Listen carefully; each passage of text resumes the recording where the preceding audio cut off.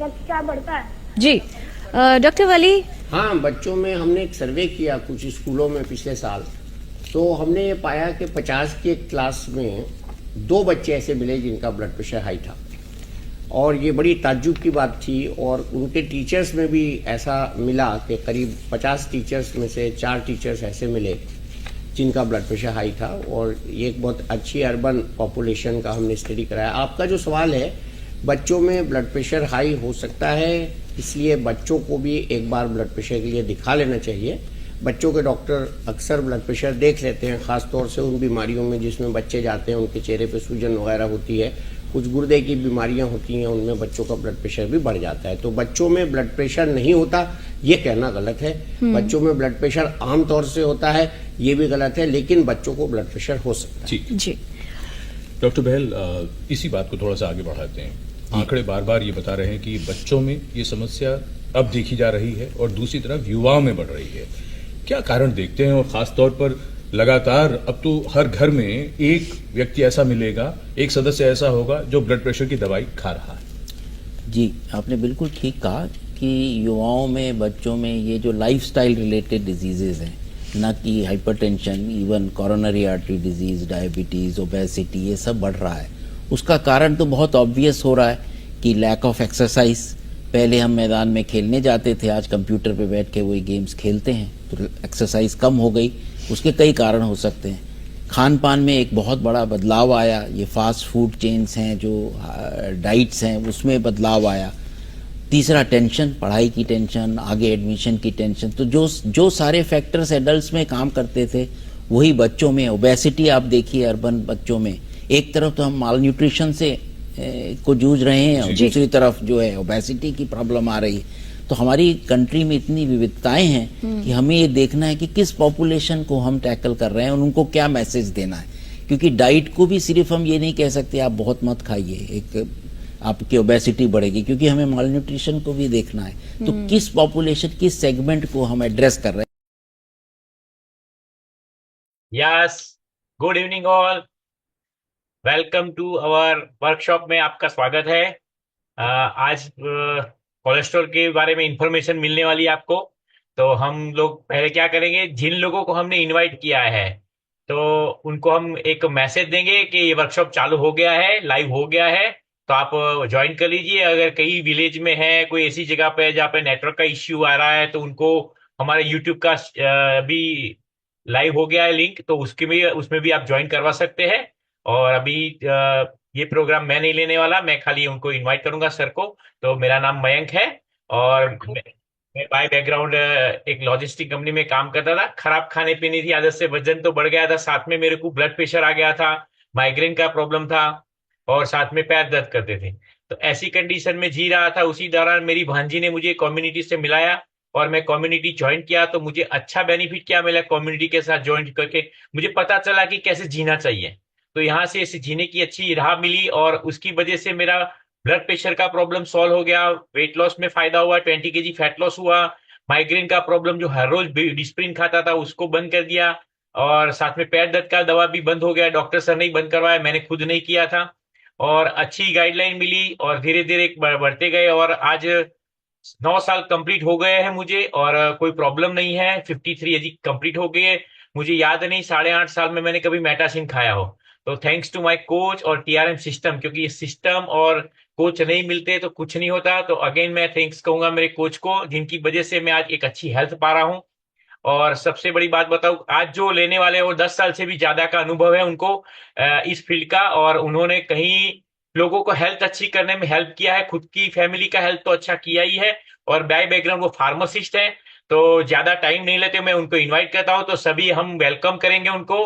तो welcome Chintan sir, over to you sir.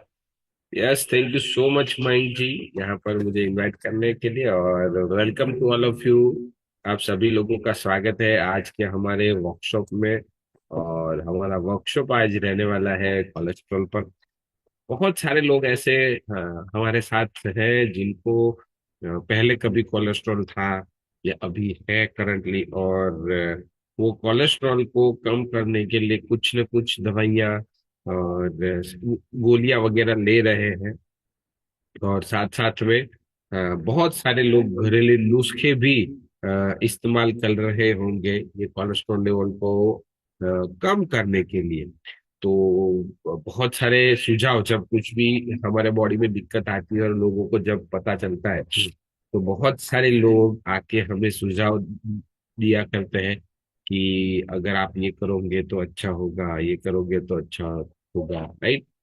तो सबसे पहले तो यहाँ पर जितने भी लोग फर्स्ट टाइमर, पहली बार यहाँ पर आए हुए हैं, और एक जानने के लिए कि कोलेस्ट्रॉल में अगर है तो क्या कर सकते हैं, तो उन सभी लोगों का मैं तहे दिल से स्वागत करना चाहता हूँ। बहुत सारे लोगों ने अपना नाम जो है वो रीनेम नहीं किया हुआ है। किसी का नाम जेब्रोनिक्स है, जूम यूजर्स है, तो वीवो वी है, तो उन लोगों को रिक्वेस्ट है कि आप अपना नाम जो है वो रीनेम करके आपको यहाँ पर आना है। तो वासुदेव नागर जी है, स्वागत है। वैशाली मेहता जी, स्वागत है। शैलेश प्रजापति, सारा फतेह, रिंकू जी, रुपल जी, ये सारे लोग हैं। और जिसका नाम नहीं ले रहा हूँ, शायद नहीं आ रहा, तो आप चैट बॉक्स में भी लिख सकते हो। अगर आपका फर्स्ट टाइम है, पहली बार अगर आप हमारे ये सेशन में आए हुए हो, तो आप सभी लोगों का स्वागत है। नितिन जी हमारे साथ है, प्रीतेश जी है, प्रकाश भाई है, प्रिया मखचिया है, मनोज जी है, मंजुला बेन है, नरेश कुमार है हमारे साथ, लाभू बेन है, कृति जी, किंजल शाह, कश्मीरा साइफोन, कविता गोस्वामी। यस, बहुत सारे लोग मुझे ऐसे दिख रहे हैं जो फर्स्ट टाइमर्स है ना। जया बेन पारेख 2 बार है, कनक जी है राइट, इब्राहिम शेख है, वेलकम इब्राहिम जी। बहुत सारे लोग हैं, हीना योगेश चौहान वेलकम, गोविंद भाई, गोहिल किरण, गजेंद्र कंसारा, गौरी जी, गौरी राणा वेलकम। बहुत सारे लोग, दिनेश शाह, दीना कापड़िया, बहुत सारे लोग हैं जो आज शायद फर्स्ट टाइमर्स मुझे दिख रहे हैं। उन सारे लोगों का तहे दिल से मैं स्वागत करना चाहता हूँ। लता मेहुल जी है, स्वागत है आप सभी लोगों का। मंगा भाई ने भी हैंड रेस किया हुआ है तो आप सभी लोगों का वेलकम है आज के हमारे वर्कशॉप के अंदर।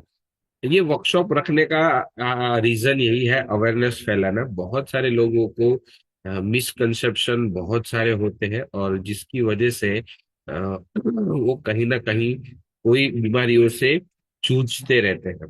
तो आज का हमारा ये वर्कशॉप है, उसका प्योर इंटेंशन यही है कि आप लोगों में एक अवेयरनेस फैलाई जाए कि कोलेस्ट्रॉल जो है वो हमारे लिए अच्छा नहीं है।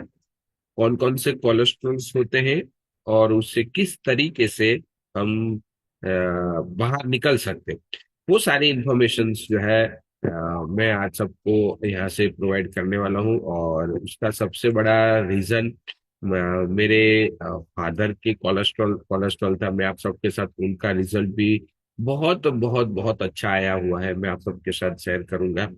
और उनको इनकी जो कंडीशंस मैंने देखी हुई है, मुझे पता है।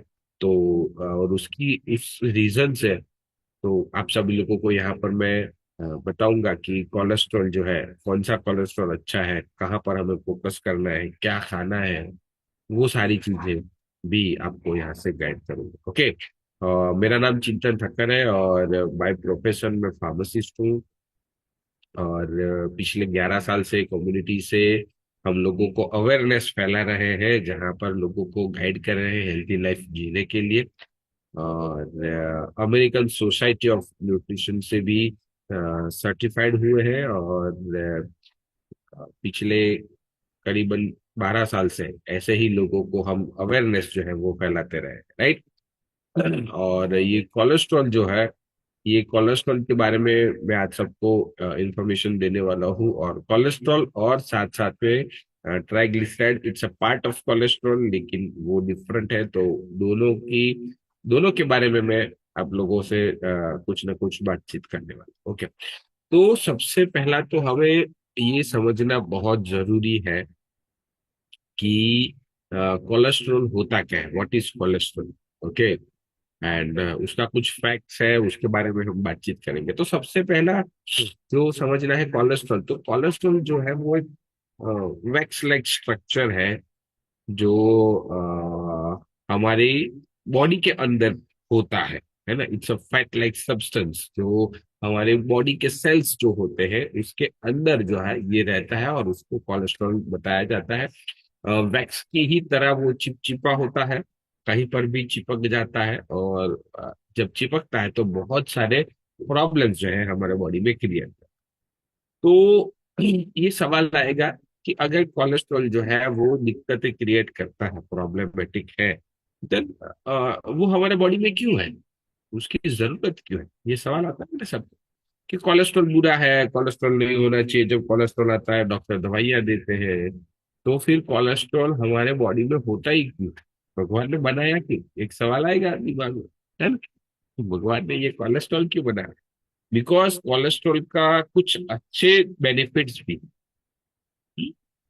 अच्छे और बुरे दोनों पासे रहते हैं, उसी तरीके से कोलेस्ट्रॉल जो है हमारी बॉडी को चाहिए, उसकी रिक्वायरमेंट रहती है। क्यों रिक्वायरमेंट रहती है? कि हमारे बॉडी में जो हार्मोन्स रहते हैं, जैसे थायराइड हार्मोन हो गया, female hormone, male hormone, insulin हो गया, बाइल जूस हो गया, जो डाइजेशन हार्मोन्स हो गए, राइट, तो वो हमारा ग्रोथ हार्मोन हो गया। तो वो सारी चीजों के जब डेवलपमेंट करना होता है, बनाना होता है, तब हमें ये कोलेस्ट्रॉल की जरूरत रहती है। दूसरा, हमारे सेल्स को बिल्ड करने के लिए, बनाने के लिए जो ये कोलेस्ट्रॉल है उसकी रिक्वायरमेंट डेफिनेटली हमारे बॉडी में रहती है। ओके, तो ये जरूरी होता है हमारे बॉडी में कोलेस्ट्रॉल भी। एंड ये कोलेस्ट्रॉल हमारे फूड को डाइजेस्ट करने के लिए भी कहीं ना कहीं हेल्प, राइट। तो इतनी सारी जगह पर जब हेल्प करता है तो फिर ये नुकसान क्यों करता है? ठीक है, तो ये भी आज समझेंगे कि किस तरीके से ये कोलेस्ट्रॉल जो है ये नुकसान करता है। ओके, अब कोलेस्ट्रॉल जो है दो तरीके से मिलता है। सबसे पहला जो होता है वो हमारी बॉडी जो है उसको डिजाइन करती है। अब ये कोलेस्ट्रॉल आता कहाँ से है वो समझना बहुत जरूरी है। तो सबसे पहली चीज जो होती है, कोलेस्ट्रॉल जो अपना बॉडी बना, और दूसरा कोलेस्ट्रॉल जो होता है जो हम फूड के थे, बाहर से, खाने में से इनटेक करते हैं, जैसे एग हो गया, चीज हो गया, बटर हो गया, मिल्क की प्रोडक्ट हो गई, मीट हो गया, ठीक है, वो सारी चीजों में से हमें कहीं ना कहीं कोलेस्ट्रॉल, हमारे बॉडी में फैट जो है वो जाती है। और दूसरा जो होता है, हमारा बॉडी ही सेल्फ डेवलप करता है, मतलब अपने आप खुद से ये कोलेस्ट्रॉल जो है वो बनाता है। जब उसको जरूरत लगती है तब वो हमारे बॉडी में कोलेस्ट्रॉल जो है वो, ठीक है। तो ये कोलेस्ट्रॉल जो है वो किस तरीके से हमें हार्मफुल होता है, किस तरीके से हमें नुकसान करता है, ये समझ समझ लेते हैं सबसे पहले। किस तरीके से वो हमें हेल्प करता है वो हमने समझ लिया। अब समझते हैं कि वो हमें किस तरीके से नुकसान, हार्मफुल रहता है। ओके, तो जब ये अमाउंट एक नॉर्मल कंडीशन की अमाउंट होती है, उससे जब ज्यादा अमाउंट में अपने बॉडी में कोलेस्ट्रॉल बढ़ता है, तब जाके ये जो है वो दिक्कत क्रिएट करती है। तो हर एक का एक रेंज जो है वो डिसाइड किया गया है। इवन चाहे आप ब्लड प्रेशर ले लो, जैसे अभी हमारा बहुत ही अच्छा वीडियो जो है वो प्ले हो रहा था, और उसमें डॉक्टर्स ने बहुत ही अच्छी इंफॉर्मेशन जो है वो प्रोवाइड किया। ओके, तो वहां पर भी एक रेंज था, राइट। जैसे मैं बहुत ही बार ये एग्जांपल देता हूँ कि राम भगवान को सीता माता को एक लक्ष्मण रेखा जो है वो प्रोवाइड करके दिया हुआ था, राइट। तो सॉरी, एक लक्ष्मण रेखा जो है वो प्रोवाइड करके दिया था लक्ष्मण जी ने, है ना, सीता माता को, कि ये लक्ष्मण रेखा है, और इसके बाहर जो है आप जाना मत। और जब गए तो ये सारे एग्जाम्पल्स इसलिए डेवलप हुए ताकि हमें भी समझ में आए कि सही में अगर हमने वो फॉलो नहीं किया या उसका ख्याल नहीं रखा तो 110% रावण आएगा और वो उठा के लेगा और हमें दिक्कत तो होनी ही होनी। ठीक है। तो एक बॉर्डर लाइन होती है, कोलेस्ट्रॉल का लेवल होता है। वो कोलेस्ट्रॉल के लेवल अगर हमारे बॉडी में सही रहेंगे तो कोई प्रॉब्लम नहीं रहेगा, लेकिन वो कोलेस्ट्रॉल जब बियॉन्ड हो जाएगा, बढ़ेगा, तो वो क्या करता है, ब्लड के जो भी सब्सटेंस होते हैं, ब्लड के जो भी कंटेंट रहते हैं उसके साथ मिक्स हो जाता है। जब मिक्स होता है वो प्लेक फॉर्मेशन करता है, जिससे राइट हैंड साइड जो पिक्चर में आपको दिखाया गया है वो सेल्स के अंदर जो रेड पार्ट है वो अपर लेयर है, उसके नीचे लोअर लेयर है। तो सेकंड लेयर के अंदर वो प्लेक जमा होता रहता है, जमा होता रहता है। और आर्टरी जो है वो उसका जो पाथवे रहता है वो नैरो हो जाता है, और नैरो होता है जिसकी वजह से कोरोनरी आर्टरी डिजीज, सीएडी जिसको बोलते हैं, कोरोनरी आर्टरी डिजीज होने की पॉसिबिलिटी जो है वहां पर बढ़ जाती है। ओके। और जब ये कोरोनरी आर्टरी डिजीज का रिस्क बढ़ता है तो डेफिनेटली हार्ट अटैक के चांसेस भी वहां पर इंक्रीज हो जाते हैं। उसके बाद ये जो प्लेक होता है वो कहीं ना कहीं फट जाता है, रप्चर हो जाता है। जैसे आप समझ लीजिए कि आपकी अपर लेयर स्किन है वो कहीं बार बार घिसती है, तो ऊपर का लेयर जो है वो निकल जाता है। उसी तरीके से जब ब्लड का फ्लो बहता रहता है तो यहाँ पर जो ये अपर वाला पार्ट रहता है वो रप्चर हो जाता है, और उसमें से ये सारे जो कोलेस्ट्रॉल है जो जमा हुआ है वो बाहर निकलता है, और वो ब्लड के साथ एग्रीगेट हो जाता है, ब्लड को क्लॉट करने लगता है, बड़ा हो जाता है, और वो अटैक क्रिएट करता है। अटैक मतलब वो पूरा पाथ जो है, वेन का पाथ, वो चॉकअप कर देता है, बंद हो जाता है, जिसकी वजह से ब्लड का फ्लो पास आउट नहीं हो पाता। उसको पास आउट होने के लिए प्रेशर डालना पड़ता है। अगर अगर ये वेन जो है वो फ्लेक्सिबल होके बड़ी हो जाए तो ब्लड का फ्लो वापस शुरू हो जाता है, और वहां पर अटैक आने के बाद भी बचने के चांसेस होते हैं। जो हमारे पूर्वज जो होते थे पहले के जमाने में, उनको एक अटैक आया, दो अटैक आया, तीन अटैक आया, फोर अटैक, वो बच गए चाहते थे। लेकिन अभी की जो करंट सिचुएशन है उसमें single attack is enough. Okay. कि वहां पर ये क्लियर हो जाता है ना। उनको बचाना पॉसिबल नहीं हो पाता। बहुत सारे किस्से हमने देखे होंगे जहां पर वो लोग वॉकिंग करते हैं, या फिर कोई जिम कर रहा है, या फिर एक्सरसाइज कर रहा है, क्रिकेट खेल रहा है, उस दौरान उनका ब्लड फ्लो बढ़ता है, ब्लड फ्लो बढ़ता है, वेन फ्लेक्सिबल नहीं हो पाती, ब्लड क्लॉटेज हो जाता है, और वहां पर अटैक्स आ जाता है। ओके। हार्ट के अंदर ये प्रोसीजर हुई तो अटैक बोला जाता है। अगर ये सेम प्रोसीजर अगर ब्रेन में हुई तो ब्रेन स्ट्रोक होने की पॉसिबिलिटी हो जाती है। समझ में आया? बहुत सारे लोगों को ब्रेन स्ट्रोक आता है जहां पर उनको पैरालिसिस प्रॉब्लम्स हो जाते हैं, और फिर वन पार्ट पैरालाइज हो जाता है, और एल्स वो कोमा में चले जाते हैं। बहुत साल के बाद भी वो कोमा से बाहर आ सकते हैं या नहीं भी आ सकते हैं, या फिर कुछ बॉडी के पार्ट्स जो है वर्किंग कंडीशन में नहीं रहेंगे। ऐसी भी कंडीशन हो जाती है जब स्ट्रोक आता है माइंड में, जब ये कंडीशन क्रिएट होती है देन। ओके। तो इस तरीके से ये कोलेस्ट्रॉल जो है वो हमें हार्मफुल होता है। ओके। तो जैसे मैंने लेफ्ट हैंड साइड पर बताया कि ये ये जो आर्टरीज है, नॉर्मल आर्टरीज है, जहां पर ब्लड का फ्लो बहुत सही वे में है, जहां पर हार्ट का कोई रिस्क नहीं है, कोई डिजीज होने की पॉसिबिलिटी वहां पर नहीं होती है। लेकिन धीरे धीरे करके ये आउटर लेयर में जब प्लेक जमा होता जाता है, जो कोलेस्ट्रॉल लेवल है वो इकट्ठा हो जाता है, तो उसको प्लेक बोला जाता है। ठीक है। जब रेतीलो ढगलो कहिए ना એવું, तो ऐसा जब हो जाता है तो इसको प्लेग बोला जाता है पूरे एरिया के अंदर, और वहां पर ब्लड का फ्लो जो है वो कम हो जाता है। और इसकी वजह से एथेरोस्क्लेरोसिस मतलब ये मरड होना, जिसको बोलते हैं, जिसकी फ्लेक्सिबिलिटी नहीं रहती, वो जैसे रबर होता है और धूप में पड़ा रहता है तो उसकी फ्लेक्सिबिलिटी जो है वो चली जाती है, वो उसको हम नहीं कर पाते। ओके।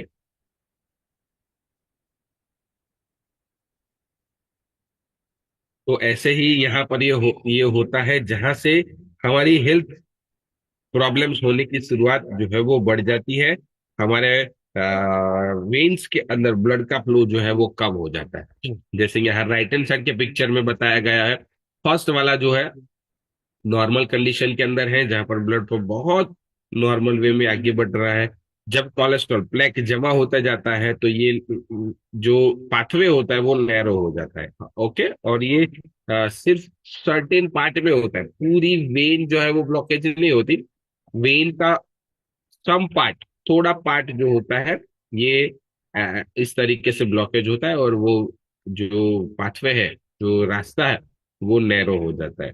ओके, जैसे समझ लीजिए रास्ता है, और रास्ते में एक साइड खड्डा गिर गया है, खड्डा हुआ है, तो क्या होगा, ट्रैफिक होगा। वो पर्टिकुलर जहां पर खड्डा है वहां पर ट्रैफिक रहेगा आने जाने के लिए, वो क्लियर, तो बाकी सब क्लियर, आगे पीछे कोई ज्यादा ट्रैफिक नहीं होता, उसके बाद में उसके पहले से कोई नहीं होता।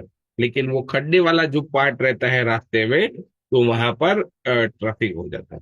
और ये खड्डा अगर रिपेयर सही से नहीं हुआ तो क्या होता है, वो बढ़ जाता है, बढ़ जाता है, और एक टाइम ऐसा आता है कि पूरा रास्ता जो है वो ब्लॉकेज हो जाता है।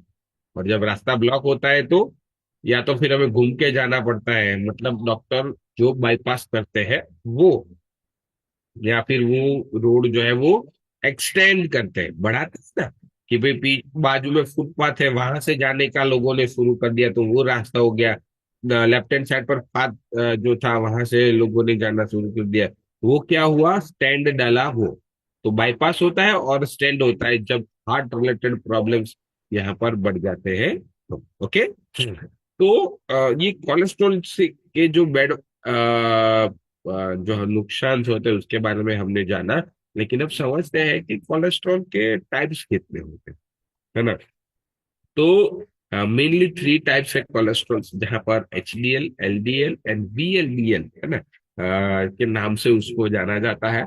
और इसमें कुछ गुड कोलेस्ट्रॉल, जैसे बताया ना कि बॉडी को चाहिए कुछ अपने बॉडी की हार्मोन्स डेवलपमेंट के लिए, सेल्स के डेवलपमेंट के लिए, डाइजेशन के लिए, हार्मोन डेवलप करने के लिए चाहिए, तो उसको अच्छा कोलेस्ट्रॉल माना जाता है। जो बॉडी को सपोर्ट करता है उसको अच्छा कोलेस्ट्रॉल माना जाता है।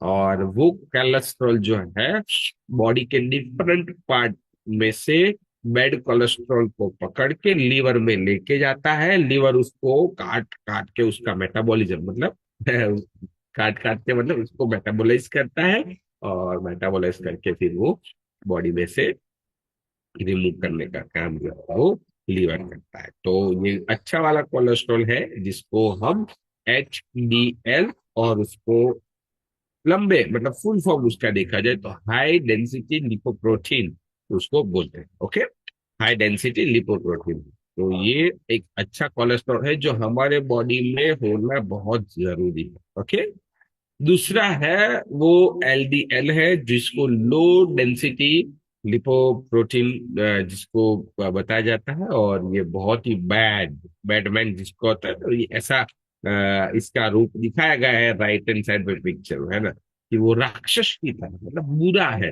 वो अच्छा नहीं है, उसके इंटेंशन जो है वो कहीं ना कहीं बुरा है ना। और ये जब बढ़ता जाता है ये LDL, तो वो प्लेक प्लेक कर देता है। ओके, फिर उसके बाद जो है VLDL है। VLDL जो है वो ट्राइग्लिसराइड को कैरी करता है, और वो भी बैड कोलेस्ट्रॉल के तौर पर माना जाता है। और ये VLDL भी क्या करता है, प्लेक जमा करने के लिए हेल्प करता है। तो इसको अगर हमें समझना है तो मैं आपको एक बहुत ही अच्छा एग्जांपल दे सकता हूँ, जैसे कि रुई। कितने लोगों ने रुई देखी हुई है? Can you raise your hand? रुई, अगर समझिए कि रुई है और वो रुई से आप अपना घर साफ करना चाहो तो हो सकता है क्या? यस, बहुत सारे लोगों ने हैंड रेज करना शुरू किया। तो समझिए, अगर आपके पास रुई है और वो रुई से अगर आप घर को साफ करना चाहो तो हो सकता है क्या? व्हाट हैपेंस, क्या होगा? वो रुई इतनी लाइट वेट होती है, उसका वेट नहीं होता, और जिसकी वजह से वो रुई जो है कहीं ना कहीं चिपकती जाती है। अगर आपने उससे घर साफ करने का ट्राई किया या घर में घूमती रहती है, तो क्या होता है, वो रुई कहीं ना कहीं चिपकती रहती है। तो जैसे 1 केजी रूई आपने लिया, तो उसमें से 200 से 300 ग्राम रुई तो कहीं ना कहीं चिपकी हुई आपको देखने को मिलेगी। तो same way LDL and VLDL जो है वो रुई की तरह है, जो हमारे बॉडी में जब घूमता है तो वो कहीं ना कहीं चिपकता रहता है, और वो चिपकने की वजह से वहां पर प्लेक क्रिएट हो जाता है। जैसे आगे हमने फोटो में देखा है ना, तो वो चिपक जाता है वहां पर, वो डेंट बना देता है, खड्डा जैसा, मतलब ये कर देता है, प्लेक कर देता है। ओके। और वो एथेरोस्क्लेरोसिस जिसको हम रिजिडिटी बोलते हैं, वेन्स की रिजिडिटी के लिए भी ये वीएलडीएल एलडीएल जो है वो रिस्पॉन्सिबल है। और एचडीएल जो है वो लोहे की तरह है, लोहा कहीं पर भी घिसक के जाओ, वो रूह को साथ में लेके उसको वॉश आउट कर दे। वो चिपकेगा नहीं कहीं, लेकिन वो साथ में लेके जाएगा, इसलिए उसको हाई डेंसिटी, डेंसिटी मतलब पता है तो उसकी स्निग्धता अच्छी होती है। लो डेंसिटी मतलब उसका डेंसिटी कम होता है। ओके। तो उस तरीके से ये है, और एचडीएल अच्छा है, वीएलडीएल जो है हमारे लिए इसके लिए बुरा है। ओके। तो अब कोलेस्ट्रॉल बढ़ने के रीजंस क्या क्या, सबसे बड़ा, और मैंने जब यहाँ पर जो स्टडी किया है उससे मैं बता सकता हूँ कि सबसे पहला रीजन हमारी लाइफस्टाइल हुई है कोलेस्ट्रॉल बढ़ने की, और उसमें सबसे बड़ा रीजन नींद है। जो लोग भी 12 बजे के बाद सोते हैं, 12 आसपास सोते हैं, उनको ये खतरा बहुत बहुत बहुत बड़ा। समझिए, अगर आपकी लाइफस्टाइल अच्छी नहीं है, सीडेंटरी लाइफस्टाइल है, खाना अच्छा नहीं है, तो 110% आपका कोलेस्ट्रॉल लेवल जो है आपके बॉडी में ज्यादा होगा ही। तो जितने लोगों को नाइट ड्यूटीज रहती है, जॉब वाले जितने करते, खास करके जिनको रात को 12 और रात के टाइम पर उनका ड्यूटीज रहता है, तो मैं उनको यही समझाना चाहूंगा कि each and every 6 months you have to check your cholesterol level.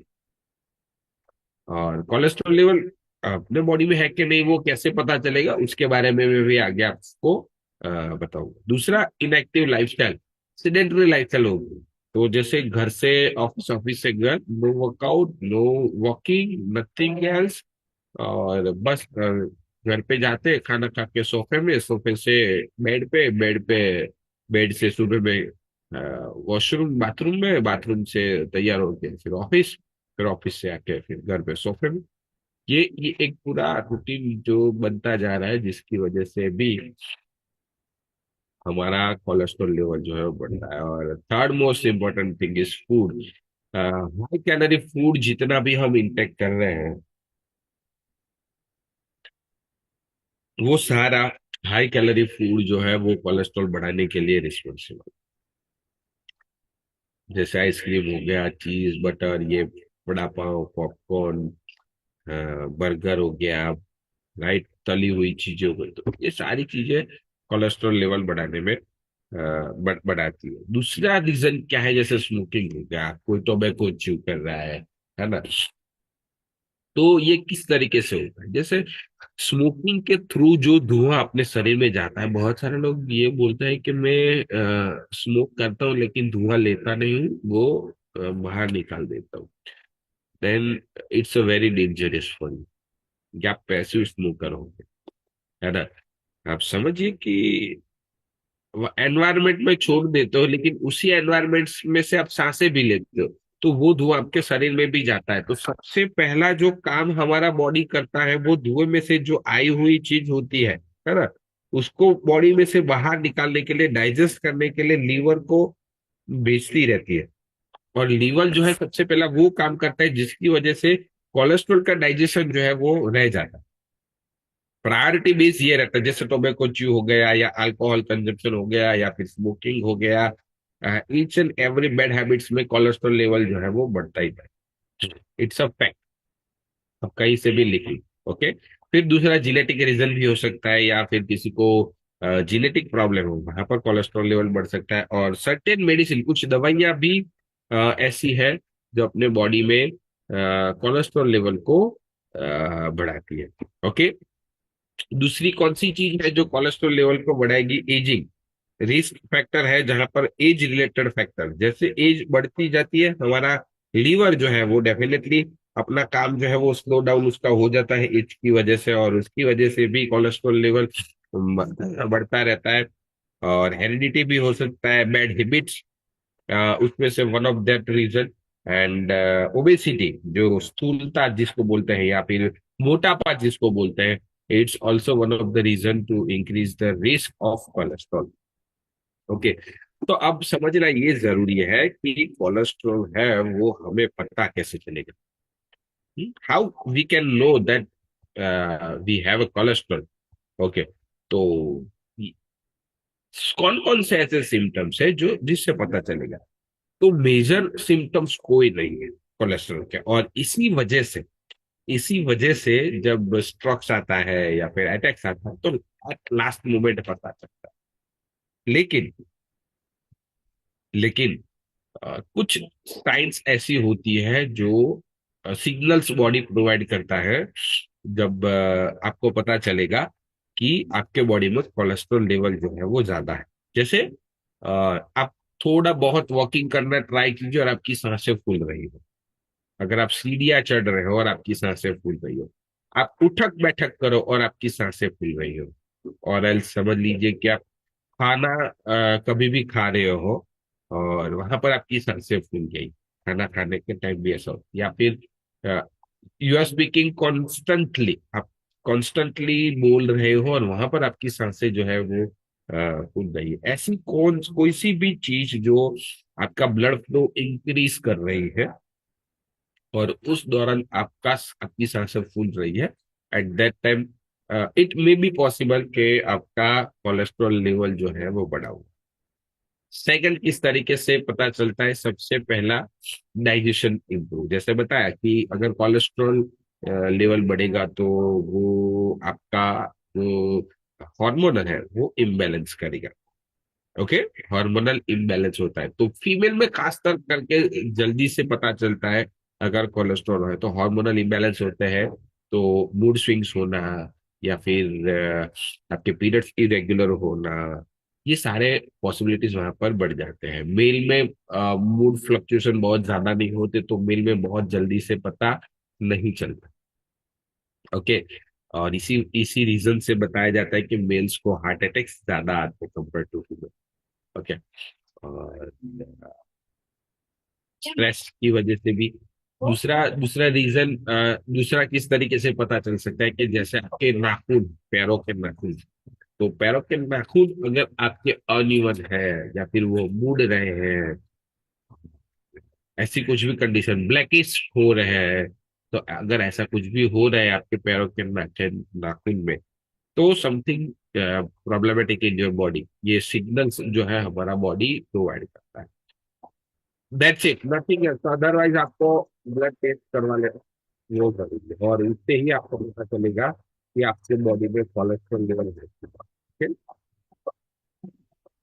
तो प्रिवेंशन एंड सॉल्यूशंस की ओर जाएंगे अभी, है ना, कि अगर कोलेस्ट्रॉल लेवल है तो नॉर्मल रेंज होनी चाहिए और इसका सॉल्यूशन क्या क्या है। तो इसमें मैं समझाऊंगा कि आपको हेल्दी ईटिंग हैबिट्स को डेवलप करना है, जहाँ पर आपको लो कैलोरी वाला फूड जो है वो इंटेक करना है, आपका वेट जो है वो आपको मेंटेन करना है, फिजिकल एक्टिविटी तो आपकी लाइफस्टाइल को आपको हेल्दी जो है वो करना है। तो prevention is better than cure and ऊपर देन क्योर। ये एक बहुत ही गहरी चीज है और सब लोगों को समझ नहीं है। बहुत सारी बार लोग ये समझते हैं या यदि करते जिम्मेला तो हेल्थ इंश्योरेंस है, जाके सो जाएंगे और क्या कर रहे हैं, मुझे जो करेंगे डॉक्टर करेंगे, पैसा कहाँ देना। It's not all about money, but it's all about your body. आपका बॉडी जो है, जैसे किसी को नी रिप्लेसमेंट हुआ, तो मैंने एक चीज बहुत ही सुनी थी, क्योंकि एक डॉक्टर ने ऐसा बताया था, if you are diabetic and your weight is more than 100, तो आपकी सर्जरी जो है, वेट कम करने की जो सर्जरी आती है वो फ्री में करते हैं। तो एक लेडी ने ऐसा सजेस्ट भी किया और खुद ने ऐसा किया कि उसका वेट 103 था, तो 2 दिन उन्होंने बहुत शुगर खाना खाया, बहुत खाया, शुगर बढ़ाई, और फिर डॉक्टर को दिखाया, डायबिटीज आया, शुगर आया, और वो जाके सर्जरी करवा के, बिकॉज इट्स फ्री, उन्होंने दूसरे लोगों को भी सलाह दी क्या पैसा की। थिंक अबाउट इट कि लोग फ्री के बारे में क्या सोचे। It's not about money, it's about your body. का बॉडी जो है वो अगर ओरिजिनलिटी पर रहेगा तो 110% आपकी हेल्थ को बेहतर करता रहेगा। तो प्रिवेंशन जो है वो क्योर जो होता है उससे अच्छा भी है एंड उससे सस्ता भी है। ये मेरा बात है ना। व्हाट यू वांट, आप क्या चाहते हो, आपको क्या लगता है? You can write in chat box, आपको क्या लगता है? आपको ये लगता है कि prevention is better than cure and cheaper than cure? Then आपको चैट बॉक्स में लिखना है वाई। अगर आपको नहीं लगता, आपको लिखना है नो, है ना। मैं कुछ रीजन नहीं पूछूंगा, आप लिख सकते हो। अगर आपको ऐसा लग रहा है कि नहीं ऐसा नहीं होता, तो आप नो लिख सकते हो। अगर आपको लगता है कि नहीं इट्स ट्रू, मेरे साथ ऐसा हो चुका है, क्यों? बिकॉज यस, बहुत सारे लोग चैट बॉक्स में लिख रहे हैं। यस, मनोज जी ने लिखा है, यस। यस, चिराग जी ने लिखा हुआ है, सोनल पटेल ने लिखा है, डॉक्टर वैदेही, देखो डॉक्टर भी बिलीव करते हैं कि prevention is cheaper than prevention is better than cure and cheaper than cure. Okay, and Dharini Mehta ji ने भी लिखा हुआ है, ग्रेट। सारिका जी, प्रेमल रावल जी, बहुत सारे लोग चैट बॉक्स में लिख रहे हैं। That means you all are here and listening to me, right? आप मुझे सुन रहे हैं। Yes, we have to repair. Okay, बहुत अच्छा विचार, बहुत बढ़िया। बहुत बढ़िया।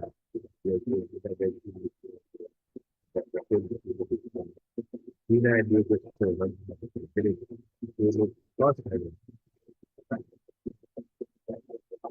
ओके, तो बहुत सारे लोग जो फर्स्ट है उनको भी आंसर ये लग रहा है कि you are all here and okay. तो मैं मेरे पेरेंट्स, मेरे फादर जो थे उनको फ्रीक्वेंसी कमी हो चुकी थी, दूसरी कम हो चुका था, और दूसरी वजह से उनका चैलेंज जो है वो बहुत बहुत ज्यादा करने के लिए। तो उनके पास दो ऑप्शन थे, मैंने उनको मैं प्रिवेंशन सुपर एंड बेटर इसलिए भी बताया क्योंकि मेरा एक्सपीरियंस में तो आता तो बताया ये हमारे टू ऑप्शन प्रिवेंट और मेडिकल। क्योंकि दवाइयाँ जब हम प्रिवेंट करते हैं किसी चीज की, तो every time we have to, हमें उसको लेना ही पड़ता है।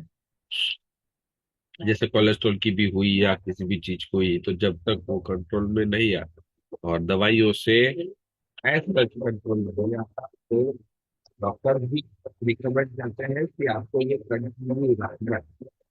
ओके, तो मेरे फादर को ये विटामिन डेफिशिएंसी वाली थी, B12 का, B12 की कमी हुई थी, तो वो भी वहां से उनका इंक्रीज हुआ है ना। और कोलेस्ट्रॉल लेवल की तो पर्टिकुलरली बात करें तो देखो यहाँ पर बताया गया है कि 214 ये कोलेस्ट्रॉल लेवल उनका हो चुका था। ट्राइग्लिसराइड लेवल उनका 175 हो चुका था, HDL 35 हो चुका था, ओके, LDL 168 हो चुका था। ओके, तो जब ये शुरुआत की उन्होंने लाइफस्टाइल चेंज करने की, फूड हैबिट्स चेंज किया, तो उनमें क्या बदलाव आया, है ना। तो उनका बदलाव यहाँ पर शो हो रहा है कि कोलेस्ट्रॉल 194 हो गया है, ट्राइग्लिसराइड लेवल 165 हो गया है, HDL 35 था तो 46 हो चुका। इट्स प्रूवन, है ना। ये ऐसा ही मैं नहीं बता रहा हूँ, ये रिपोर्ट के साथ में इसीलिए आप सबके साथ शेयर कर रहा हूँ कि it's my personal research. Okay, मेरे पापा का पर्सनल रिसर्च। तो इसकी ही अगर आप चाहते हो तो आपको क्या करना पड़ेगा, है ना? कौन कौन से फूड्स को आपको ख्याल रखना पड़ेगा, क्या खाना क्या नहीं खाना, व्हाट, वो सब मैटर करता है। तो सबसे पहले सॉल्युबल फाइबर जो ओट्स में से, बीन्स में से, सोया में से मिलता है, उसका इंटेक जो है वो डेफिनेटली आपको इंक्रीज करना पड़ेगा। फाइबर्स का इंटेक जो है आपको इंक्रीज करना पड़ेगा। पूरी अनसैचुरेटेड फैटी एसिड जो नट्स में से मिलते हैं, खास करके वॉलनट्स में से, उसका इंटेक आपको वहां पर इंक्रीज करना है। ओमेगा 3 फैटी एसिड जो सैल्मन फिश हो गया, फ्लैक्सीड्स हो गया, अड़सी ना बीके अड़सी, उसमें से मिलता है, और वॉलनट्स में से मिलता है ओमेगा 3। तो उसका इंटेक आप डेली बेसिस पर अपने अंदर बढ़ाओगे तो ये आपको हेल्पफुल कर सकता है। मीन्स है ना, कठोर देने चाहिए, वो आपको हेल्प वहाँ पर हेल्प करता है।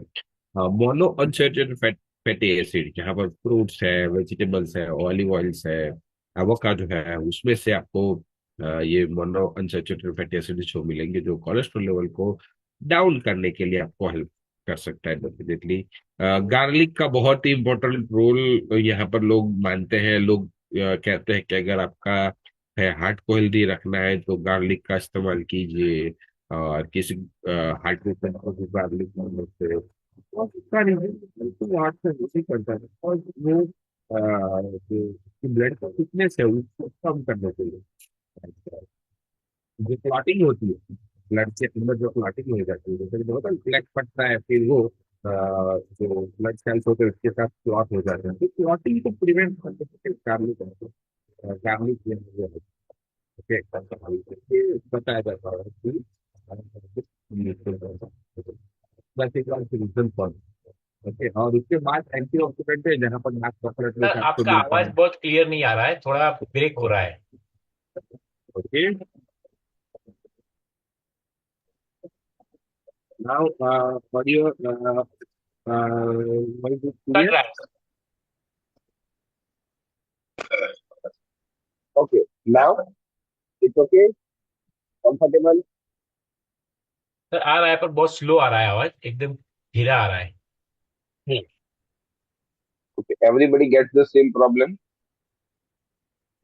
यस सर, चैट बॉक्स में मैसेज आ रहा है इस तरह का। ओके, नाउ अभी अभी कैसा है? बस clear clear sir. Okay okay okay, that's great, thank you so much. Okay, और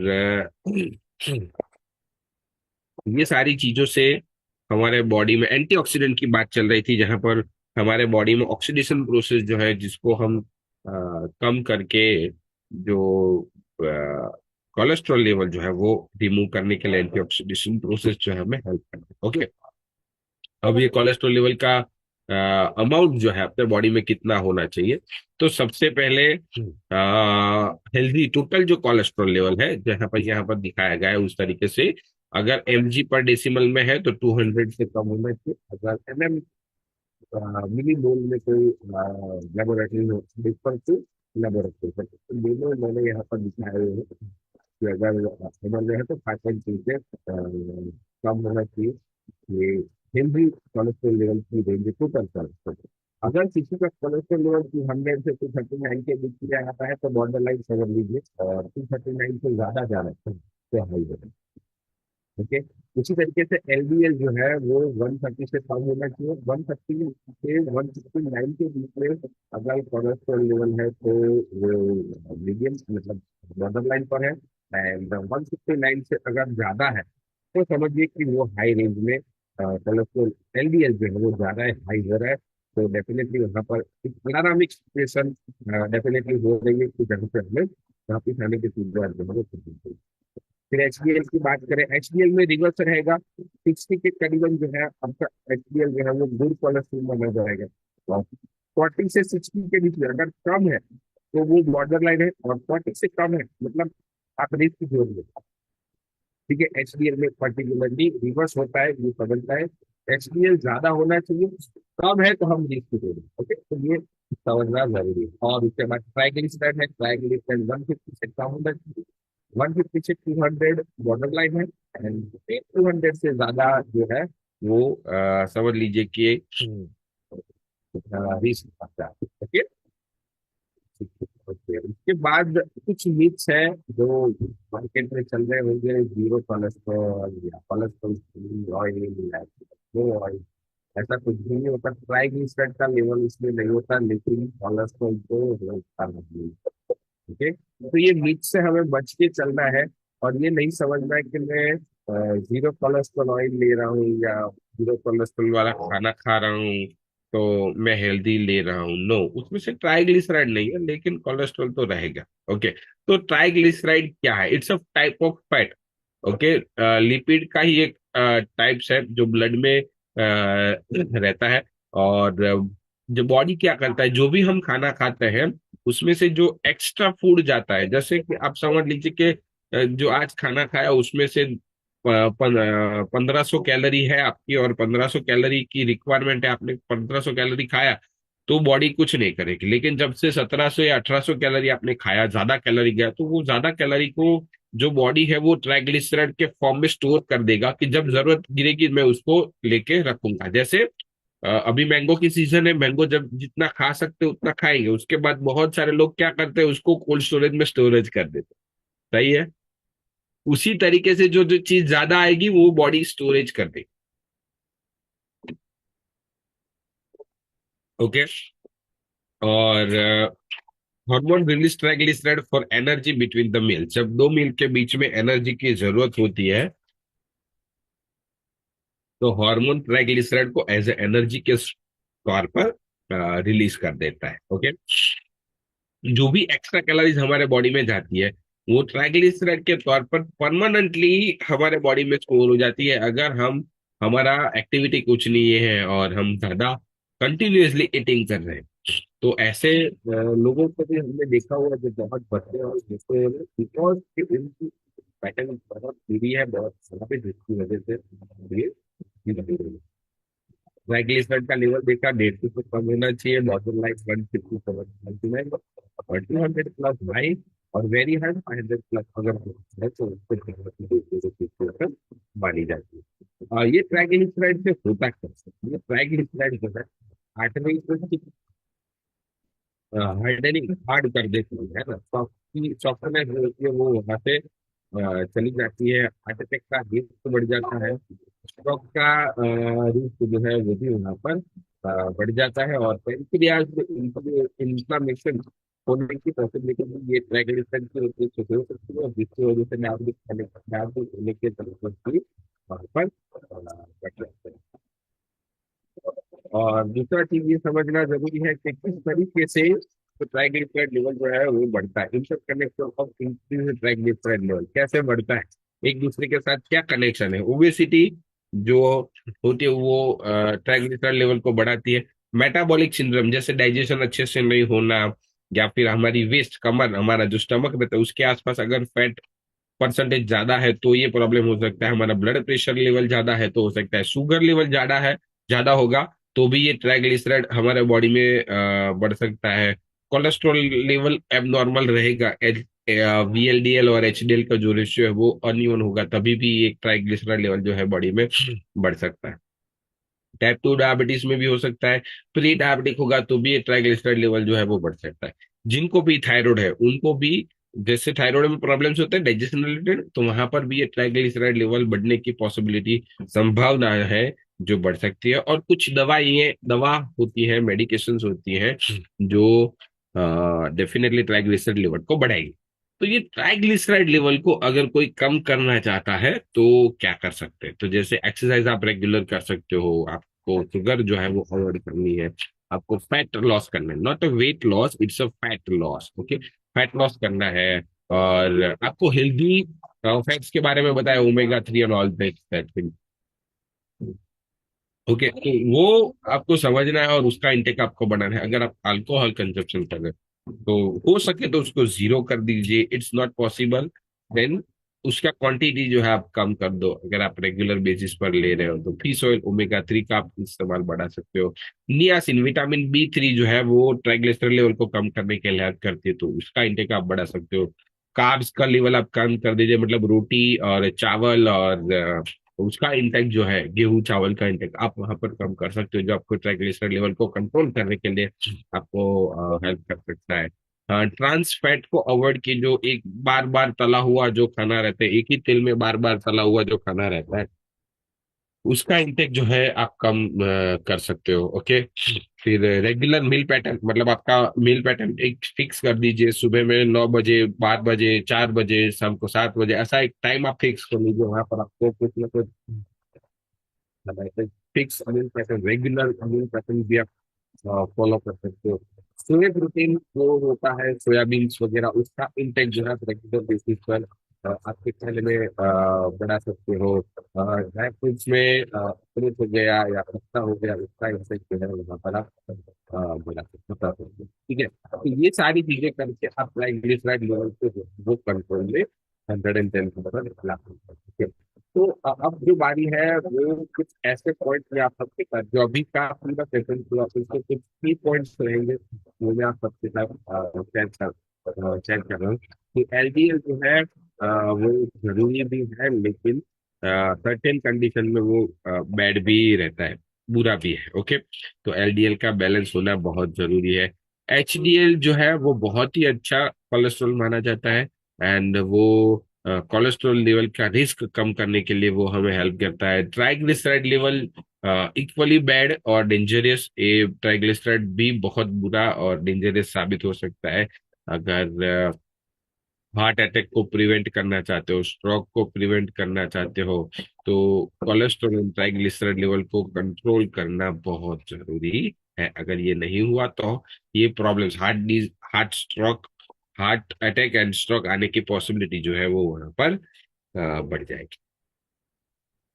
सॉरी, और इन दोनों को, कोलेस्ट्रॉल एंड ट्राइग्लिसराइड लेवल पे वाइजली वाइजली आपको कंट्रोल करना है, अदरवाइज मेडिकल कंडीशन जो है तो ये भी समझना बहुत जरूरी है। ठीक है, बहुत सारे लोग ऐसे भी रहेंगे जो पतले हैं, तो वो समझते हैं कि मेरे बॉडी में कोलेस्ट्रॉल नहीं है, लेकिन यहाँ पर डेफिनेटली उनके बॉडी में कोलेस्ट्रॉल हो सकता है, कोई हो सकता है, थीन आउटसाइड फैट इनसाइड हो सकता है, अंदर फैट हो सकते हैं, बाहर से दिखती नहीं है। तो इन लोगों को भी चेकअप जो है वो करवाते रहना चाहिए, तो कुछ ना कुछ सिम्टम्स जो है वो दिखते हैं। ठीक है, और फिर वो कोलेस्ट्रॉल लेवल है, ट्राइग्लिसराइड लेवल, वो बॉडी में यूजफुल भी है और हार्मफुल भी है, तो दोनों को समझ के हमें यहाँ पर चलना है। किसी भी फूड पैकेट में अगर हाइड्रोजनेटेड लिखा हुआ है तो वो खाना मत खाइएगा, वो ट्रांसफैट है, वो ब्लॉकेज बढ़ाने के लिए डेफिनेटली आपको हेल्प करेगा, तो इसका उपयोग मत कीजिएगा। जहाँ पर हाइड्रोजनेटेड फैट लिखा हुआ है, it's converted liquid oil to semi solid. Okay, semi solid के अंदर उसको कन्वर्ट किया गया है, तो हाइड्रोजनेटेड लिखा हो लेबल पर तो इसका इस्तेमाल मत कीजिए। दूसरा ये भी समझना है कि एक ही सेम ऑयल जो है उसमें बार बार पका हुआ करना है, उसमें ट्रांसफैट का बहुत ज्यादा रहता है, तो ये भी हमें उसका इस्तेमाल भी हमें ऐसा फूड भी हमें नहीं खाना है। ट्राइग्लिसराइड जो है अनयूज्ड कैलोरी प्रोवाइड करने के लिए अपने बॉडी में जो स्टोरेज के तौर पर जमा हुआ होता है, तो फिजिकल वर्कआउट करने ताकि वो ट्राइग्लिसराइड लेवल धीरे धीरे करके आपके बॉडी में से कम हो। ठीक है, कोलेस्ट्रॉल जो है वो हमारे अच्छा कोलेस्ट्रॉल बॉडी के सेल्स को और हार्मोन को बनाने के लिए हमें है। ओके, तो ऐसे बहुत सारे लोग यहाँ पर रहेंगे जिनको ये कोलेस्ट्रॉल में फायदा मिला हो। अगर आप अपनी जर्नी शेयर करना चाहते हैं तो डेफिनेटली, अगर आपके मन में कोई सवाल है तो भी डेफिनेटली आप यहाँ पर शेयर कर सकते हो। आप हैंड रेस करके क्वेश्चन भी आप यहाँ पर पूछ सकते हो। ओके ओके, किसी ने लिखा है नो वॉइस, तो मेरी आवाज आ रही है? सर कभी कभी कट के आ रही है। ओके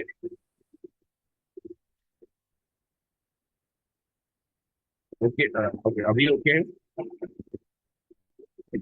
ऐसे कोई प्रॉब्लम नहीं, कभी कभी एकदम से बंद हो जाती है बीच में। अच्छा,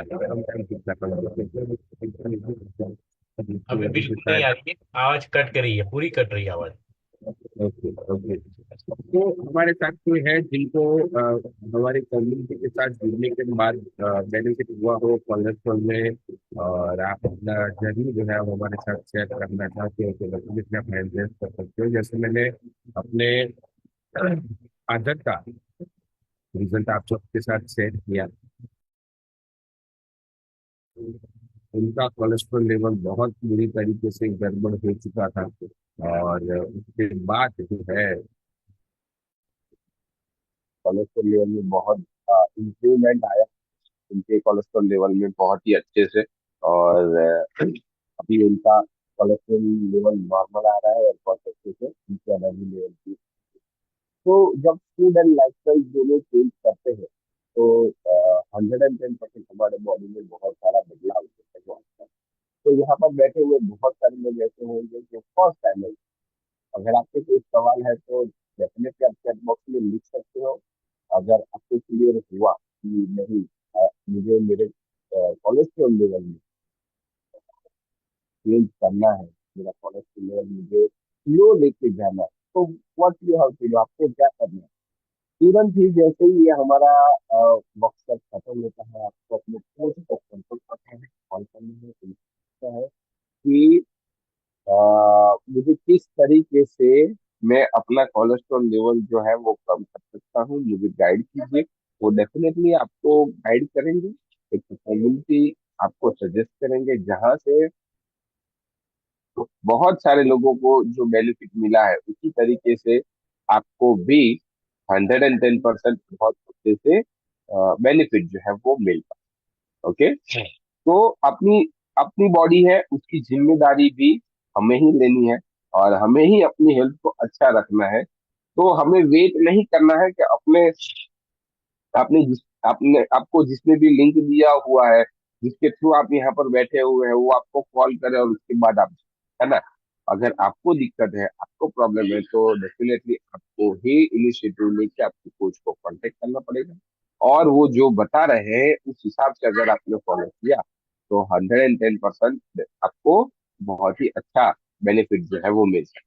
और वो आपको हमारी ऑनलाइन कम्युनिटी का 3 डे ट्रायल भी आपको देंगे, जहां कल मॉर्निंग में हमारा कार्सिनोजन के ऊपर एक वेलनेस टॉपिक। ओके, तो वो एवरी सिंगल डे हमारा बहुत ही डिफरेंट डिफरेंट टॉपिक पर इंफॉर्मेशन रहती है और वो इंफॉर्मेशन से हमारी नॉलेज बढ़ती है और हम हेल्थ की ओर आगे बढ़ते रहते हैं। तो ऐसे टॉपिक्स के साथ भी आपको वो इंट्रोड्यूस करेंगे, आपको बताएंगे। और कल का मॉर्निंग का सेशन भी बहुत ही अमेजिंग है। कार्सिनोजन मतलब किस कौन सी ऐसी चीज है जिसकी वजह से कैंसर होने की पॉसिबिलिटी जो है वो बढ़ सकती है। तो वैसा कल का टॉपिक है। तो इफ यू आर इंटरेस्टेड आप अपने कोच से बातचीत कीजिए और कल के सेशंस के लिए आप रेडी रह सकते हो। ओके, तो आज का सेशंस यहाँ पर हम कंक्लूड करते हैं। Thank you so much everybody, have a great day, bye bye, take care.